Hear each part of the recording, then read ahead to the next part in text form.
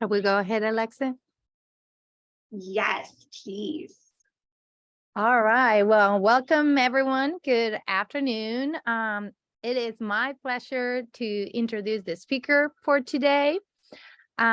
We have with us Christina Pacheco, and Christina is a research instructor in the Department of Family Medicine and Community Health at the University of Kansas Medical Center, and is also pursuing her PhD in bioinformatics and public administration at the University of Missouri, Kansas City.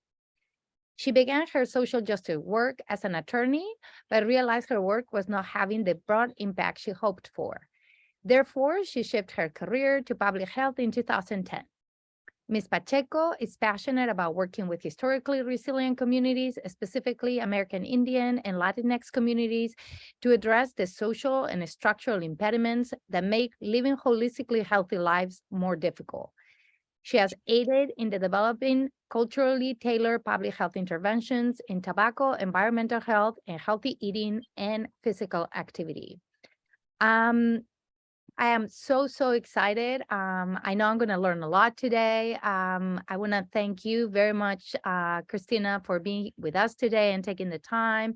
I will be monitoring the chat, so if you have any questions, feel free to put them there.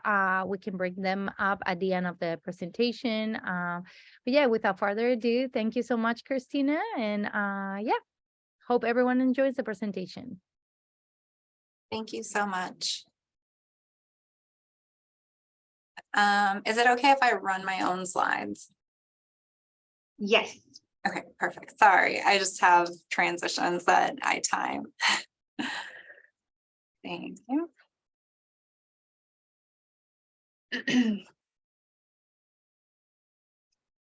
All right, perfect.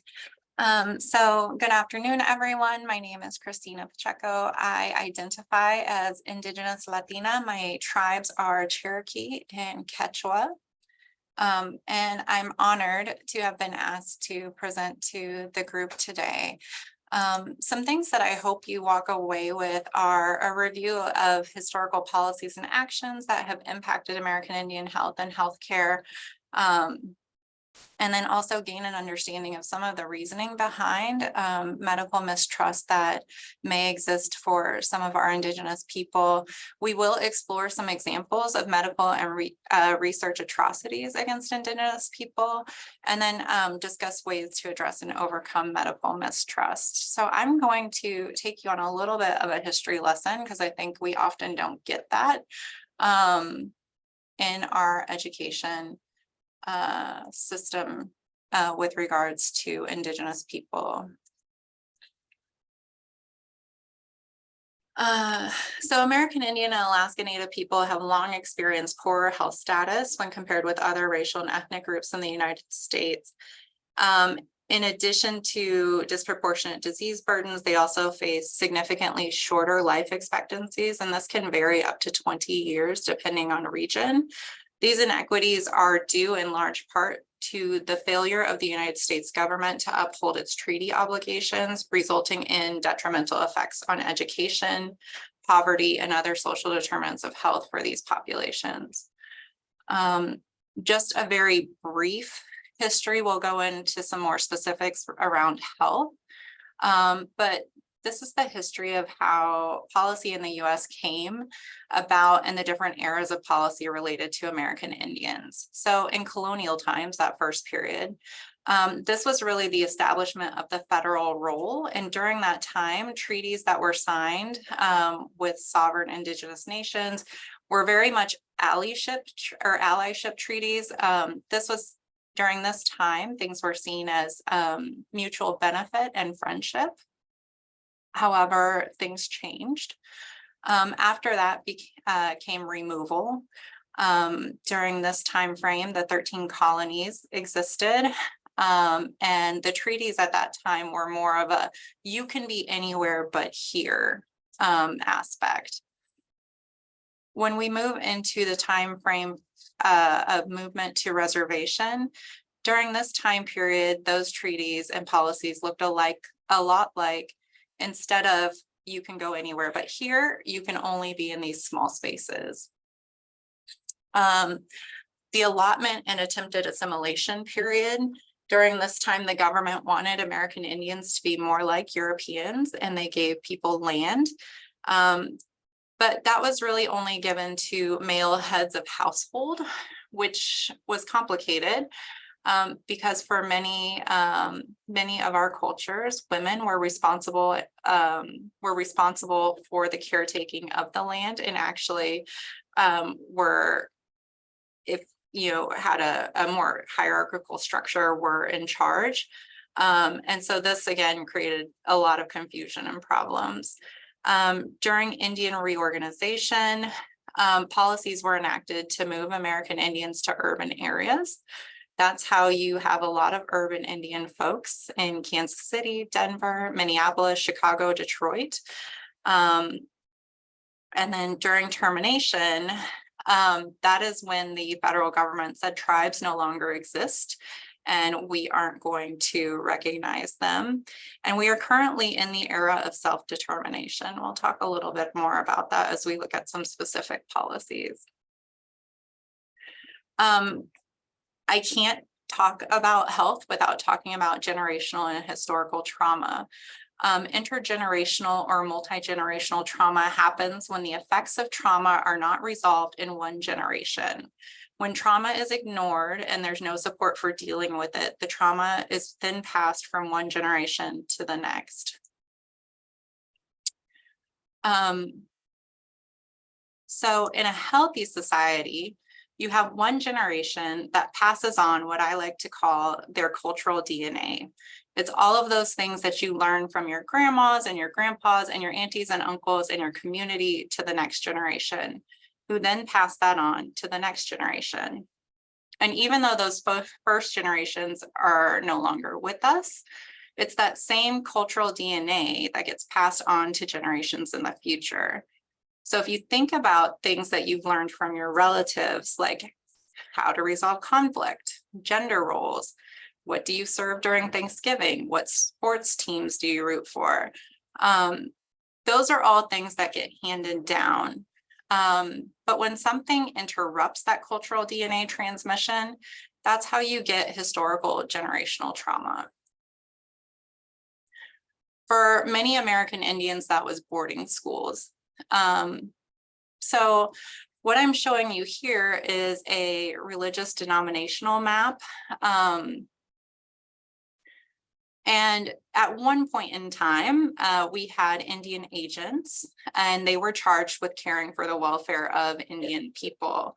However, a lot of them were very corrupt, and President Grant decided that he would make religious denominations the Indian agents. And as we all know, religions never do anything wrong. So what they did was they doled out religious denominations to Indian reservations. And this map shows kind of who got what. So they said, like, this reservation is going to be Catholic, or you're going to be Methodist or Episcopalian. Our area went largely to the Quakers. And the churches got lots and lots of money to care for Indian people, but they also got to indoctrinate Indian people into their religions.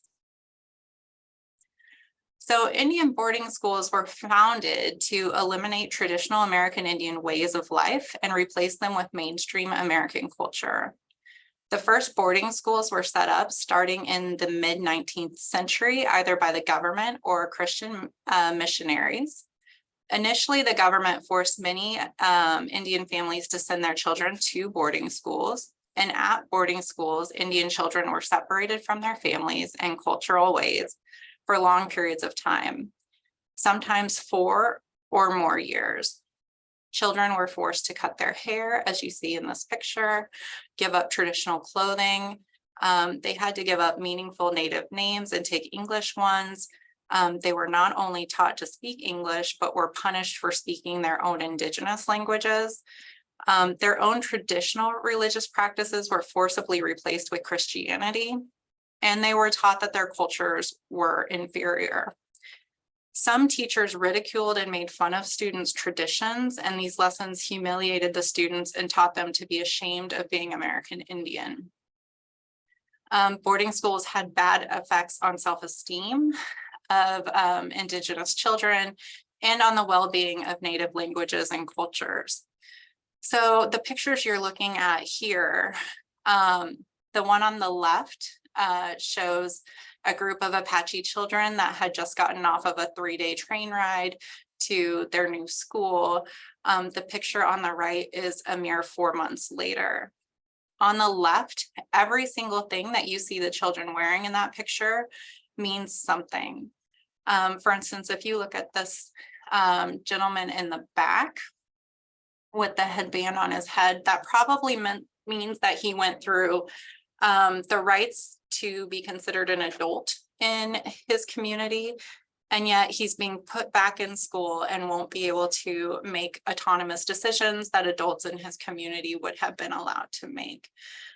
So if you think about your culture and your markers of identity that you wear on a daily basis, for instance, for some folks, rings like wedding rings, school rings, uniforms, all of those are markers of identity, and to strip that away takes away parts of your identity.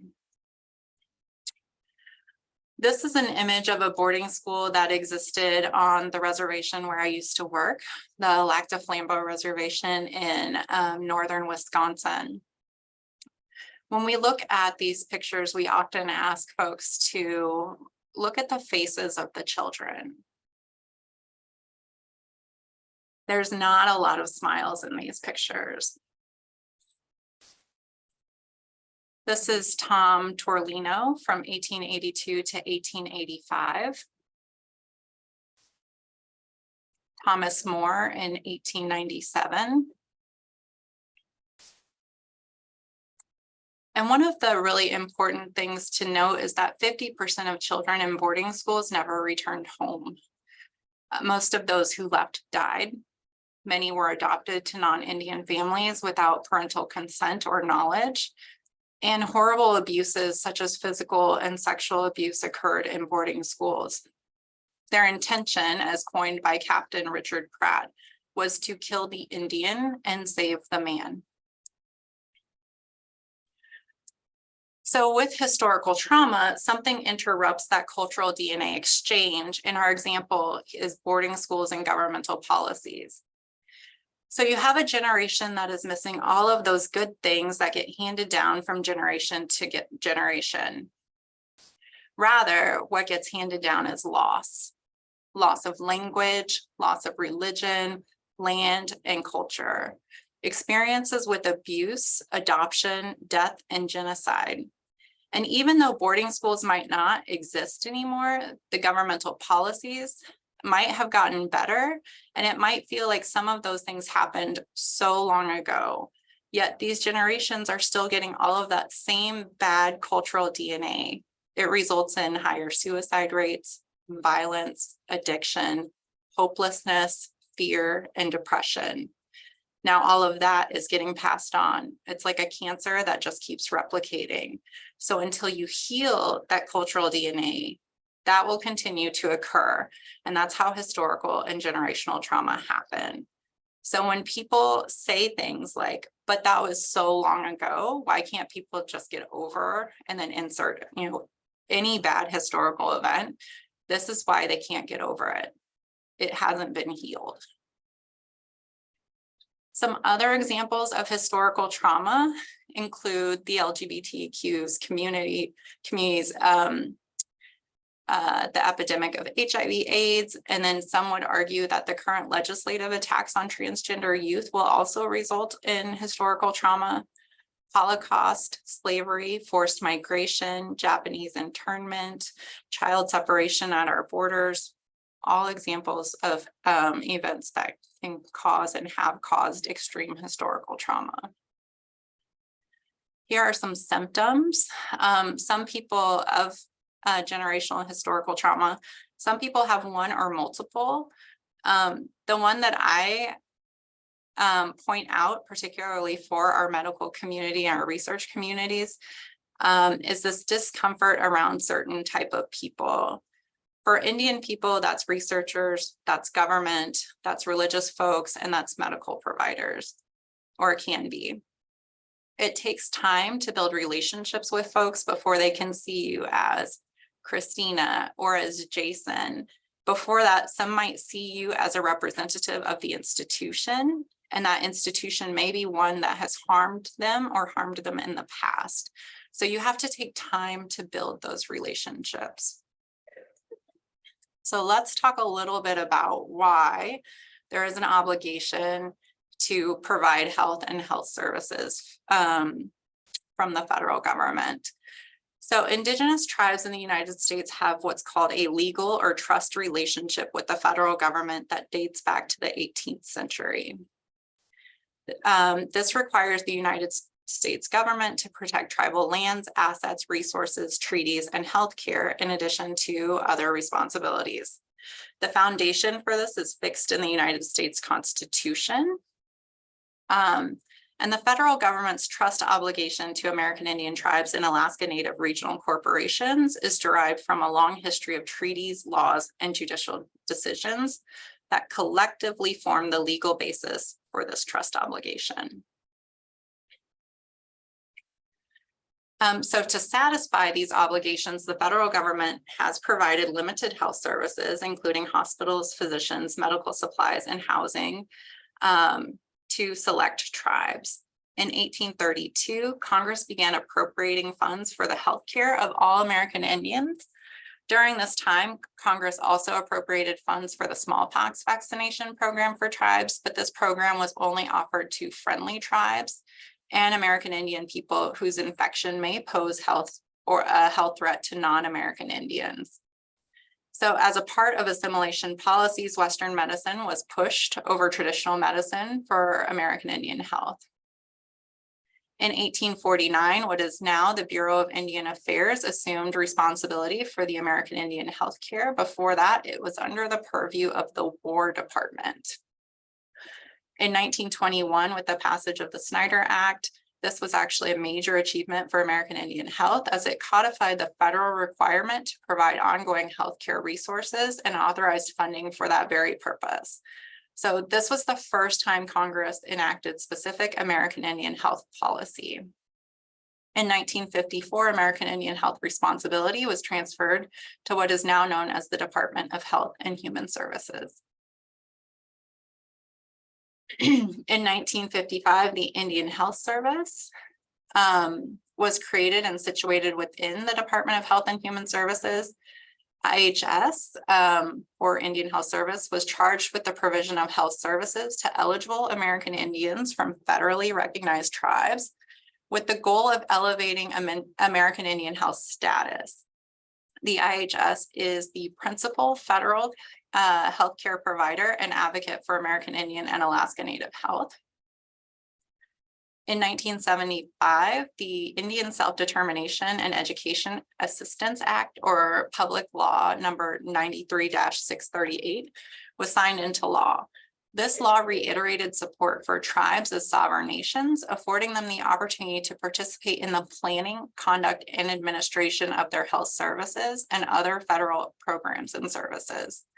So this is kind of in that self-determination period, right? So under this law, tribes could assume IHS program funds and manage them to best fit the needs of their tribal communities, or allow IHS to continue administering services and programs, or some combination of the two. Today, more than 60% of IHS appropriations are administered by tribes under these self-determination contracts and compacts. In 1976, Congress passed the Indian Healthcare Improvement Act, which created the structure for the delivery of health services to American Indians and approved the construction and maintenance of facilities on reservations. The Snyder Act and the Indian Healthcare Improvement Act are the basis for the federal obligation to provide Indigenous people with healthcare pursuant to the treaties and trust obligations.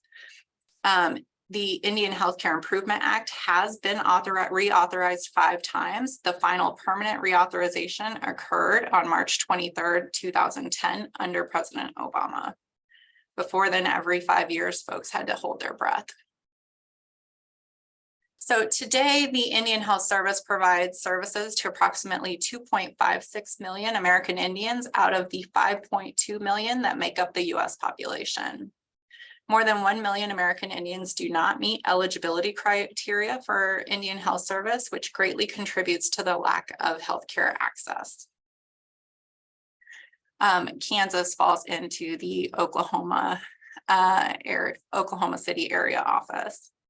When I was the EPI director, I actually served the Bemidji area. So I served the Minnesota, Wisconsin, and Michigan tribes, as well as 4 urban areas. So this just gives you a snapshot of how many hospitals, health centers, health stations, village clinics, school health centers there are and who operates them. Of note, 46 of the 46 hospitals, 5 IHS and 9 tribal hospitals are considered critical access. And 1 of those is an inpatient rehabilitation system or facility. It's important to note, and often confused, that Indian Health Service is not an insurance program. It is a federally funded health service. It is also not an entitlement program like Medicare or Medicaid.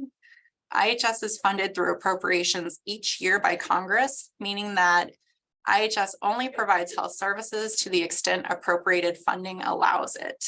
In fact, there's a common saying in Indian country, which says, "Don't get sick after June." This saying comes from the chronic underfunding of IHS, and oftentimes the money is depleted by June, and IHS clinics and hospitals are no longer able to offer health services, even emergency services. So while the IHS budget has increased over the last decade, it still falls short of meeting the needs of many Indigenous people.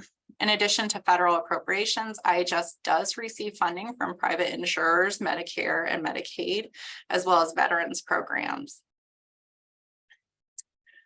So this shows you what the 2017 national health spending per capita was just over 9,000, and then what the actual spending per user was for Indian Health Service. These are the numbers for 2019. So it's gone up, but the spread and the difference between the two has also increased. So let's look at some numbers. So there are 574 federally recognized tribes, and there are more than 100 state recognized tribes. So if you are Indigenous from a state recognized tribe, you probably do not qualify for IHS services. 5.7 million people in the United States are classified as American Indian and Alaska Native alone or in combination with 1 or more ethnicities. And if we look at just single race American Indians, again, self-reported, just shy of, around 2 million, 2.8 million. The ones with the asterisks are for our single race only American Indians. Over a quarter who are aged 5 and up spoke a language other than English at home. Just shy of a quarter are living in poverty compared to 9% of non-Hispanic whites. 19% lacked health insurance coverage because remember, Indian Health Service and access to Indian Health Service is not access to health insurance. 16% of folks 25 and older had a bachelor's degree or professional degree compared to almost 37% for non-Hispanic whites. 22% live on reservations or tribal trust, and 60% live in metropolitan areas. There's, again, that big misconception that most American Indians live on reservations. There was that time period where they really were trying to move folks into urban areas. And as you can see, it was effective. And then finally, the 10 states with the largest populations are listed. So a lot of health data for American Indians. It takes a little bit more time to come out. And so we're looking at data from 2018, but there are large and stark disparities for our populations. When we look at the top 10 leading causes of death, now I want to note that on the left for American Indians, it's 2019, so COVID is not represented like you see it on the right, because those are 2020 data, so you do see COVID. But you can see that there's some differences here. Higher rates of death related to diabetes, unintentional injuries, but COVID would be up there for sure. So, mistrust. So mistrust often refers to the belief that the entity that is the object of mistrust is acting against one's own best interest or well-being, and framing medical mistrust as a cultural barrier is often problematic because it puts the onus to overcome it on the population experiencing the exclusion and marginalization. There is a need to broaden the understanding of this, and it's really important to note, particularly when talking about medical communities, that communities don't often differentiate between transgressions that occurred in medical research settings versus medical treatment settings.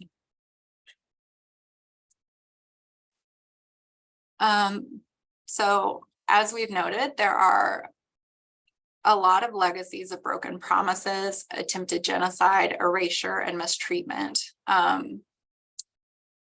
When you look at Indigenous peoples in the United States, research is often conducted by non-Indigenous people. Results are often not returned to the communities, and research that is done that doesn't necessarily benefit our people or our communities. There are contemporary experiences of discrimination in healthcare that can also be cited. So I'm going to talk about a few cases. I think one of the things that when people talk about Indigenous folks, and some of their health issues, a lot of people will cite substance use and misuse. So I'm going to talk about this study that was done in Barrow, Alaska. It's the alcohol study that often gets cited. So at this time, Native leaders and city officials were worried about drinking associated violence and accidental death. So they invited researchers to come and assess the problem and help work towards solutions. At the end of the study, researchers formulated a report, and it was released simultaneously at a press release and to the community. It was picked up by the New York Times, who ran this as a front page story.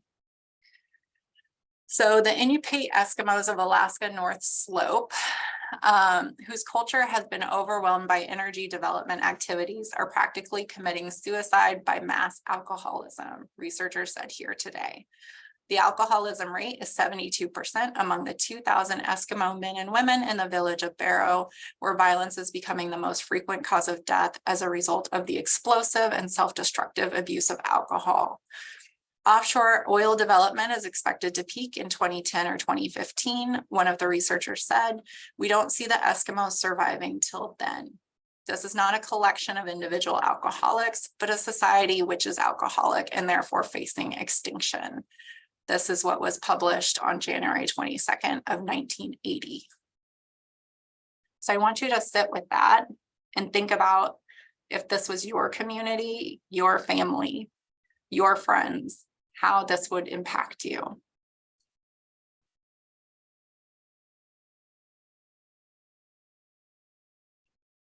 As you can only imagine, this community felt extremely stigmatized. Native communities nationwide felt that the researchers had violated trust by not sharing those results with tribes first and not allowing them to comment on these results. Many Alaska Native communities doubt that research on alcohol would result in respectful treatment of their communities, and created a continuing distrust of researchers and the research process. I have a good friend who sought medical care, prenatal care, during her second trimester, and her doctor all they wanted to talk about was her drinking. And she reportedly told them that she does not consume alcohol. But you wonder, do things like this linger in the memory of individuals who work with our people? So in 1976, the General Accounting Office investigated 4 of the 12 areas serviced by the Indian Health Service. So think of that map that I showed earlier. There was a whistleblower who raised concerns about Indigenous women being sterilized. And what they found was that between 1973 and 76, so just this very limited time period, there were more than 3,406 involuntary sterilizations that were occurred on American Indian women between the ages of 15 and 44. So some of the weaknesses in the regulation included that women under the age of 21 were sterilized. There was inadequate documentation of consent. In fact, American Indian women said that they did not consent. And if they did, they were coerced. Some women reported that they were told they would lose access to their Bureau of Indian Affairs benefits, access to Indian Health Service healthcare, and possibly the custody of their children if they did not allow the sterilizations to go forward. At no point in time did Indian Health Service personnel correct any misperceptions or conceptions that they stated that these women had. So when you think about concerns raised with vaccinations and sterilization around COVID times, again, 1976 wasn't that long ago. So this is one of 2 case studies that we look at with the collection of biospecimens. So in the 1980s, there was a genetic researcher who was asked to probe the family clustering of rheumatic disease in the New Chenal population. They were wondering if there was a genetic take that might reveal the nature and mechanism, and that could potentially lead to a cure or better treatment in the future. So the geneticist traveled throughout the New Chenal territory, collecting 883 blood samples and getting consent forms signed. The consent forms, when reviewed, dealt specifically with rheumatic disease and the study of blood to determine if hereditary factors played a part in their occurrence. However, after blood collection was completed, the researcher left town. And over time, the New Chenal wondered whether what was the outcome of the study. They were shocked to find out that the study really yielded nothing, and that the researcher had transported the blood out of the country and was doing different genetic research on those samples. This researcher's reputation soared, and this community was left without answers. In 1990, the blood was transferred to Oxford University in England, and this researcher was given the position of head of the Institute of Biological Anthropology. The blood was kept in a freezer and loaned out to other researchers for additional studies. The New Chenal, similar to the next tribe mentioned in the case study that will follow, believe that you are not able to leave this world without all of your parts. And so you cannot transition in life if you were to die and part of you is still out there. So think about the harm and the stress and anxiety that this would cause if you have relatives who are passing away, but they also gave these samples. So the remaining blood was not returned until July of 2008, and at that point it was destroyed. So when research is done on an issue and samples are taken, the blood is on loan for that purpose only. So this one is probably made a little bit more news. I'm not sure if folks have heard about the Have a Seat by Diabetes project, but again, it started in 1989. Tribal members were really concerned about the uptick of diabetes in their community. And so they approached researchers at Arizona State University to look into these high rates of diabetes. From 1990 to 1992, blood samples and handprints were taken from more than 200 plus Havasupai. This is also a community where English was, was a language that was not necessarily their primary or primarily their first language. And so that is also important to note. Use of blood was authorized by the tribe for diabetic research only, and no significant genetic research on diabetes really ever took place. Instead, their blood was used to study things like schizophrenia, Bering Strait migration theory, and then also additional studies were done to look at patterns of inbreeding.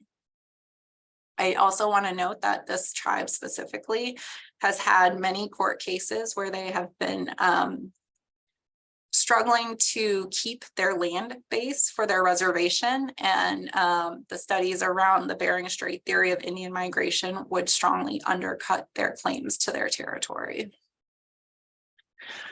Tribal members' blood was sent to universities and private labs around the country, although it was promised to be kept at Arizona State University and returned after testing was completed. Medical files at the Indian Health Service Clinic in Supai, which is the only clinic in that area, were raided at night, and patient files were rifled through looking for indications of schizophrenia. There was a court case that was launched by the tribe and some tribal members, and it was settled out of court in 2010. So this tribe is in the bottom of the Grand Canyon. There are really only 3 ways to access it, and that is on foot, on horseback, or helicopter. Diabetes has continued to soar in this community. And many tribal members fear visiting the IHS clinic and seeking medical attention. So the result is a lot of folks are airlifted by helicopter for dialysis treatments because they will not go to their clinic. COVID.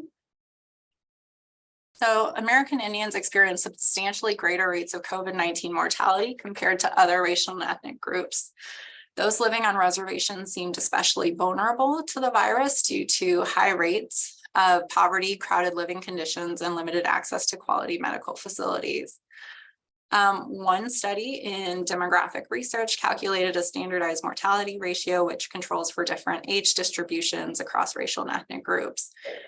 For American Indians living in the 16 states with the largest populations, and the COVID mortality for Native Americans was 2.8 times as high as that for non-Hispanic whites.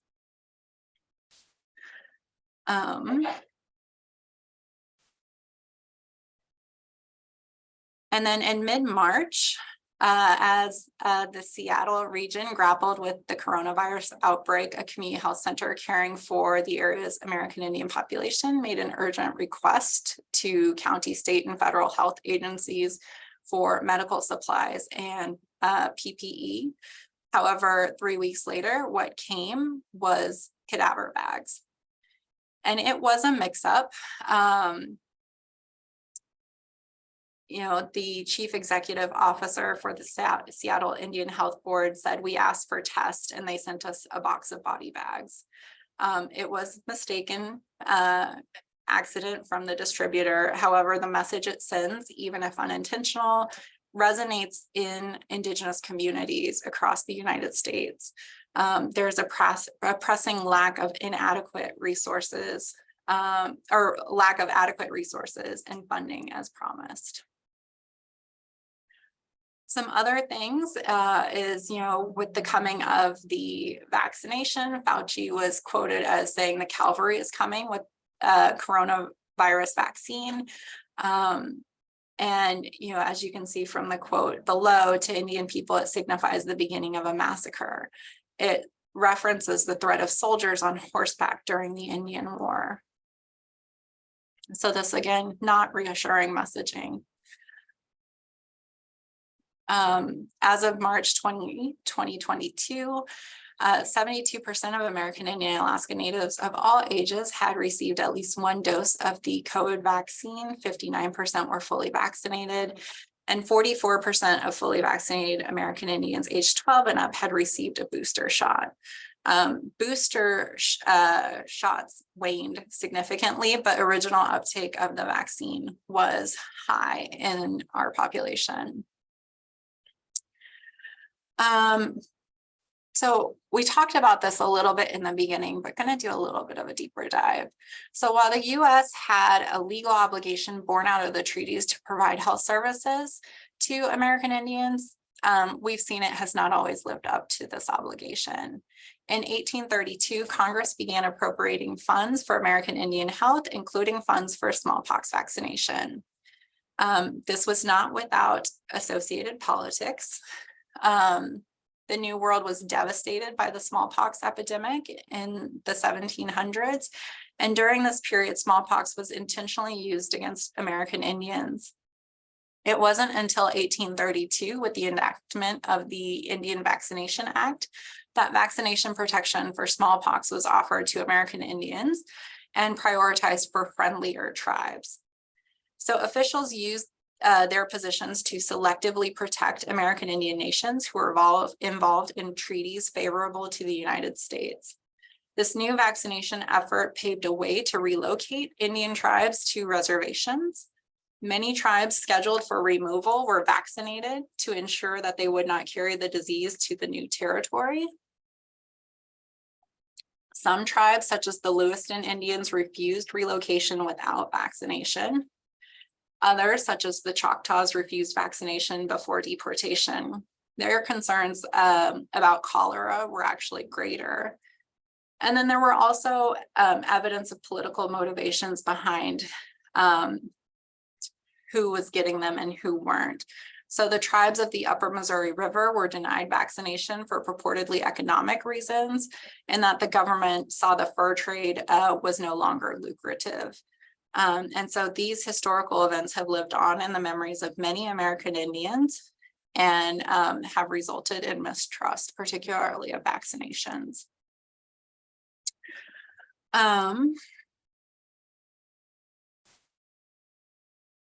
So I've got some quotes from folks, and this is a member of the Lumi Nation. We need to remember that our communities have survived TB and smallpox and a long history of lies and wrongdoing by the federal government. Historical trauma over these past wrongs is embedded in the DNA of some of our people. So what do we do with this? So it takes time to earn trust. It takes time to develop a personal understanding of cultural values. And this can really open the door for better communication and patient care. So we worked with a provider who had developed a relationship with an Indigenous individual. He noticed that this patient's behavior was different. On one occasion when they came into the clinic, they seemed more standoffish, more curt in their responses. And he just wasn't able to have the dialogue that he thought he was able to have in the past. He remembered that this patient had mentioned that their daughter was going to have their sunrise dance, and he asked the patient about that, which started the dialogue, right? The patient felt honored that the provider had remembered and had recalled that, and that started the conversation. What the provider later found was that this patient was in extreme pain, and even being present in the doctor's office was causing immense amount of pain, hence the short answers and the lack of conversation. So we really encourage folks to seek out opportunities to interact with populations so that they can develop these understandings and cultural values, and create these instances where they can open the door to spur conversation. The Indian Health Service does offer opportunities to serve in rural and historically resilient populations. That allows folks to develop emotional intelligence and cultural responsiveness to support your development as providers who can deliver effective care to diverse backgrounds. It's also really important to be humble and acknowledge what you don't know. Seek first to understand and respect patients' unique and nuanced cultural heritage. We also really push treating patients as experts. They have spent a lifetime walking in their own shoes. And oftentimes our patients talk about not being heard. It's important to use empathy and not arguments. Again, remember, there is a lot of this trauma that has been handed down. And so you have to build those relationships. And a lot of that needs to happen outside of exam rooms. There's also, room for institutional changes. There needs to be institutional and structural supportive strategies to enhance provider education, responsiveness to culture, encourage community and family involvement in health, and address access to barriers and affordability, as well as creating safe and welcoming environments. For a lot of American Indians, health is not the absence of disease, but rather it is about being in harmony with oneself and the environment. Some Indigenous people believe in 3 ways of healing. There's treatment with ceremonies and traditional practices. There's treatment with Western medicine, and there is a combination of the two. It's really important for Western providers to respect all ways of healing and not to discount one over the other. I'm gonna just highlight a few things here because I know there's some movement in the chat and I want to make sure I leave room for questions, but it is really important to note that tribes are comprised of distinct people with inherent rights to self-determination. Their status as self-governing sovereign entities predates contact with European settlers, and this status is a defining feature of American Indian tribes, and it differentiates Indigenous people from other communities. I'm gonna move forward just a little bit because I really want to talk about valuing practice-based evidence, particularly when we talk about traditional medicine. So even Albert Einstein said, not everything that can be counted counts, and not everything that counts can be counted. So practice-based evidence really emphasizes the importance of learning from real world practice and experience. It's the process of measurement and tracking that matters, not controlling how the practice is delivered. So culturally based evidence or knowledge derived from systemic observation of community, culturally based practices, and the outcomes they produced. For instance, there's no scientific studies about sweat lodge ceremonies, but thousands of Indigenous people will attest to being helped and healed. These testimonies reinforce generations of stories and teachings. Outside evidence and scientific study is not always necessary to know it's an effective practice when we have this level of cultural-based evidence. So it is really important not to discount those in your practice when you are meeting with patients who may disclose that they are also using traditional medicine. Practice-based evidence interventions are only as effective as the extent to which they reflect the needs, values, and cultural context of the community. A majority of these were not designed for population, or a majority of evidence-based practices were not designed for populations of color. And they may even deepen existing inequities if they're implemented without sufficient attention to factors that may differ between specific communities.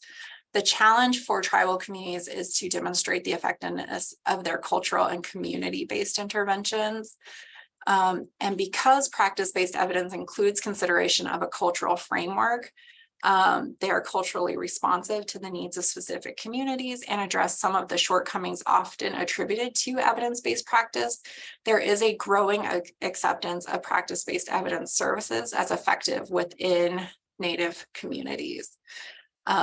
And I just want to share just a quick kind of experience that I personally had when I moved to Wisconsin, an area I lived in what we call a border town, a town that bordered a reservation.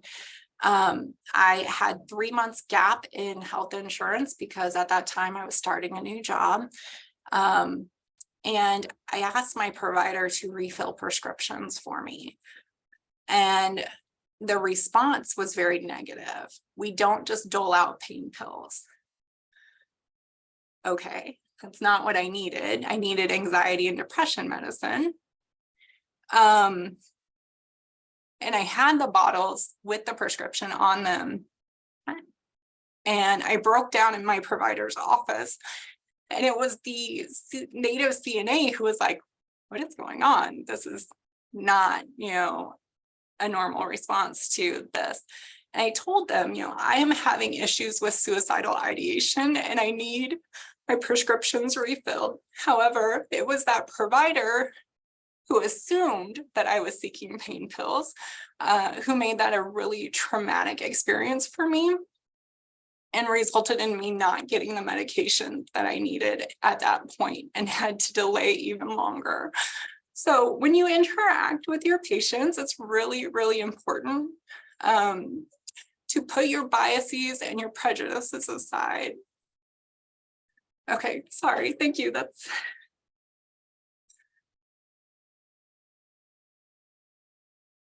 sorry.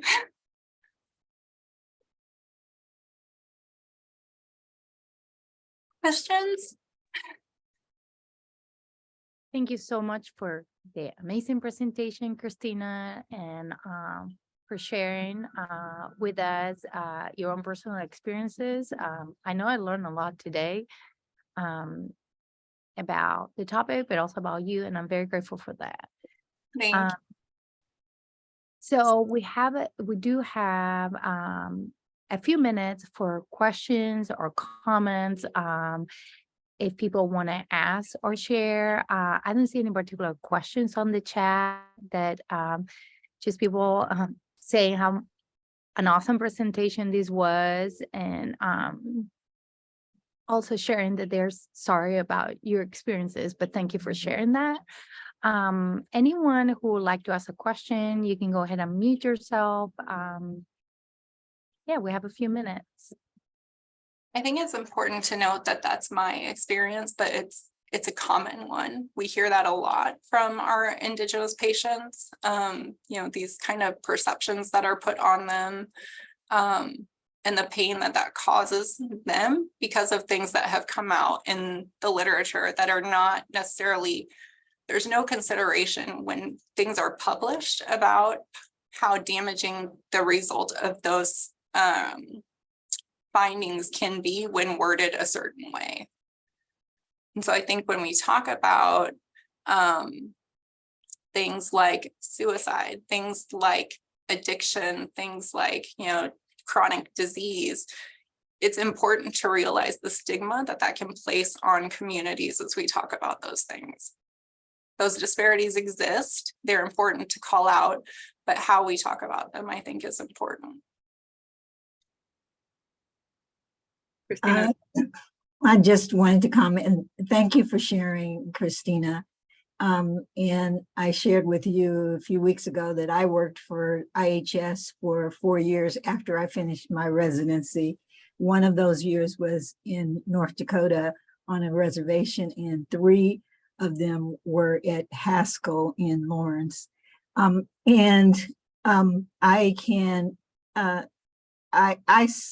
saw and experienced the mistrust that the Indigenous people had for the healthcare system, and I mistakenly thought that because I was Black, they wouldn't distrust me, but I was considered part of the healthcare system, and so that those feelings transferred to me regardless of how my people were also treated. So I didn't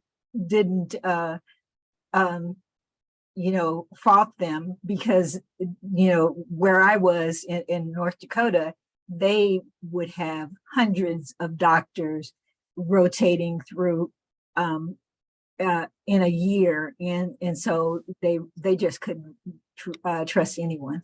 Mhm. Yeah, that's very true. I think that's one of the reasons why I pointed that out about like that distrust of certain people. And it's not necessarily you, it's the institutions you work for, right? It's the institutions that you're affiliated with. Even, as I do research as a Native researcher, I still work for a state entity. I still carry that badge of being a researcher. And so there are still barriers that I have to work on, kind of getting over and deconstructing every time I interact with a new community. So just being Native sometimes is not enough, right? It's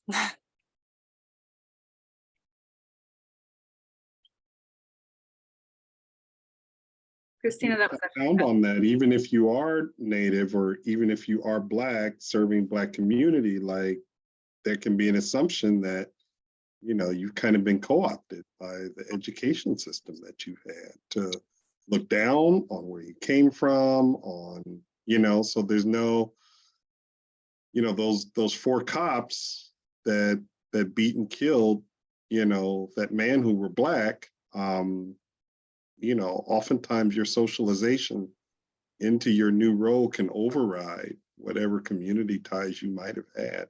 So communities have good reasons for continuing to distrust you when you're in a certain role, regardless. Yes. Rebecca. Thanks. It's hard to follow that comment. But one of the things that you had mentioned at the end there, and we didn't have a lot of time to talk about it, was the sovereignty of nations. And many of the research atrocities would be considered unethical if done with any research data. And I'm wondering if there are additional considerations or expectations because of that sovereignty of research with a partnership with a sovereign nation. Yeah, that's a great question. So I don't know that I can answer it in 30 seconds, but a lot of times you have to work, if you're going to do tribe specific research, you have to work with the tribe and the government. So you have to go before tribal council. Some tribes will have an IRB, and so you need tribal council approval and IRB. If they don't, a lot of them will rely on Indian Health Service IRB, and that takes time. So making sure that you afford for the time to do that. I know that we have gone before tribal council before, and tribal council has been held completely in their Indigenous language. And so, needing to provide or have interpreters, I think, is also important to note. There's also different cultural practices. So things to consider is Indigenous people are generally collectivistic societies. And so things like genetic research, DNA stuff can be a difficult topic because you're asking an individual, right? Getting consent from an individual to give them keys to what is tribal knowledge. And so things like that, really, you need to have very deep conversations and understanding and make sure that they understand as well. We have made changes to consent forms to specifically include how biological samples are handled after research is completed, with very detailed language on how they are destroyed, and providing certificates of destruction to research participants. on how to do, on how, on this date, your sample was destroyed, type of thing, and making sure that we give those back to folks, so that they know they're not sitting in a freezer somewhere in a lab where folks can do whatever they want to them.